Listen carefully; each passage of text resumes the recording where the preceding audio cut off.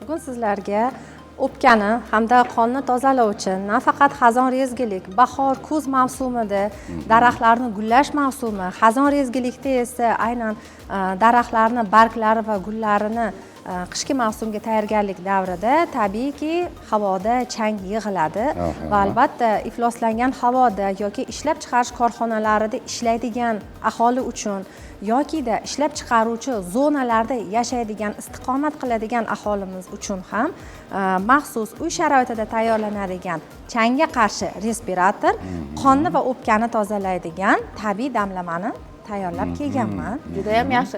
Madinaxon, damlamadan bizga quyib bersangizda, albatta. Biz tatib, uni mazasini bilgunga qadar siz o'sha respiratorni tayyorlashni ko'rsatib bersangiz. Albatta. Imkoniyatdan foydalanib qolaylik deyman, Shuhrat, chunki erta sahardan mana ko'chalarda nafas olib kelyapmiz har holda. Ushbu damlamamiz yosh-u qariga birdek foydali. Tirnoqgul guli, yalpiz barglari, kalendula gullari, talaknyanka va smorodina bargidan iborat qonni tozalovchi, suyultiruvchi xususiyatga ega hamda kunni birinchi qismida ichishlikni tavsiya qilaman, chunki qonni tozalash jarayonida siydik haydovchi xususiyatiga ega.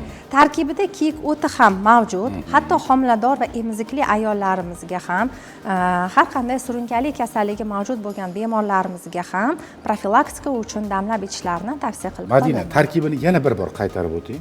Tarkibi tirnoqgul guli, yalpiz barglari, talaknyanka, brusnika, smorodina barglari hamda kiyik o'ti yer usti qismidan iborat bo'lgan choy. Qo'yib, bunga hech qanaqa quruq choy solinmaydi. Men o'zim uyda mana choy qilib, yig'ma qilib qo'yganman. Farzandlarim va kattalar bilan birgalikda kunni birinchi yarmida ishdan kelgan paytda ham qabul qilamiz. Tetiklik, yengillik, ruhiyatga a'lo kayfiyat bag'ishlovchi choy. Chang miqdorini ham o'pkadan sirkulyatsiya orqali yaxshilaydi. Balg'am va yo'talga ham juda ham shifoli. Ayni hozirgi paytda juda ham zarur bo'lgan, kerak bo'ladigan narsa. Madinaxon, me'yori haqida ham ikki og'iz to'xtalib o'tsangiz, aytdingiz, kunni birinchi yarmida ichishni tavsiya qilaman dedingiz. Me'yor va davomiylik muddatini ham aytib o'tsangiz. Albatta, oddiy suvni ham me'yorida qabul qilishlik sihat bo'ladi. 12 yoshgacha bo'lgan bolalar uchun 1 stakandan 2 mahal, kattalar uchun qo'lingizdagi 1 stakandan 4-5 mahal qabul qilishlik. Ovqatdan oldin, keyin? Ovqatdan avval ham, keyin ham mumkin. Tabga ko'ra, sharoitga qarab qabul qilinadi. Choy o'rnida ham ichsa bo'ladi. Shunaqa o'simliklar, damlamalar borki, 1 oy ichib, yana 1 oy dam olib, yana keyin 1 oy davom ettirish mumkin. Buni endi choy o'rnida deyapsiz, demak bemalol. Buni vitamin ko'rinishda ham doimiy ravishda ichib yursa bo'laveradi.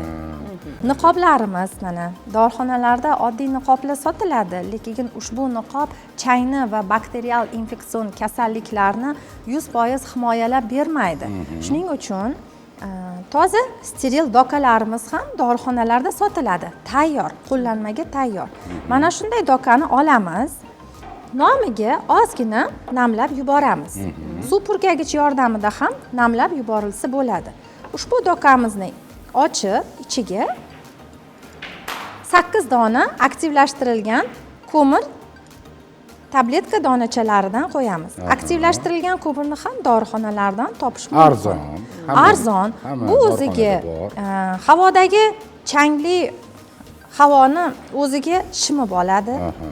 Dokamizni biroz namlantirganimiz hisobiga quruq havoimiz nam ko'rinishda burun bo'shlig'iga o'tadi hamda 300 turdagi bakterial infeksiyani ham nobud qilish xususiyatiga ega. Bu necha kvadratga yetadi? Agar uyga qo'yib qo'ysak.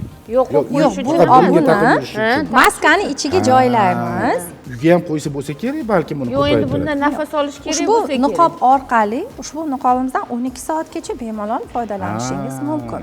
Oddiy niqobimiz 3-4 soatga yetadi. Har 3 soatda almashtirish kerak. Buning ichida mana bir qancha qavat dokamiz mavjud.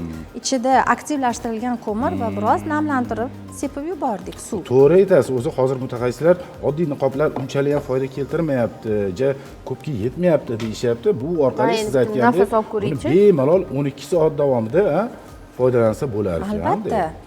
changli, to'zonli to'fon turganda, qum bo'ronlari turgan vaqtda yoki aynan xazon uchgan vaqtda allergik kasallikka chalingan bemorlarimiz bor. Surunkali aksirish, beto'xtov aksirish, ozgina xazon yog'ilgan o'tloqda yurganda ham nafasi siqiladigan bronxial astmaga chalingan bemorlarimiz bor. Ushbu niqob bilan yursalar, havodan qo'rqmasdan bemalol sayr qilishlari, bola bilan bemalol yurishligi mumkin ko'chada.